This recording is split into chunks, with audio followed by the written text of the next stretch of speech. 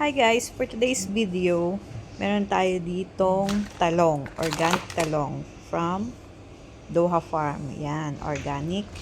So, gagawin natin siyang torta. Kailangan nating pakuloan para lumambot. Ayan. Kailangan na natin siyang himay-himayin. Dahil sa sobrang laki, kailangan himay-himayin. Tapos, ilalagay na natin ang sibuyas at kamatis.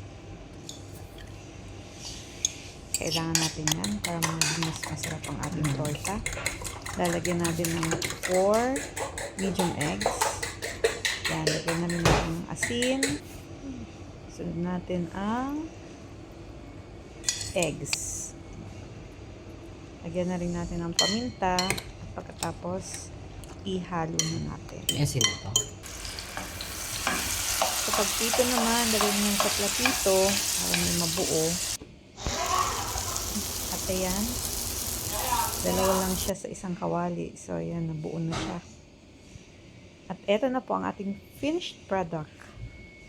Ang tortang talong gawa sa organic talong. Ayan. So, let's eat!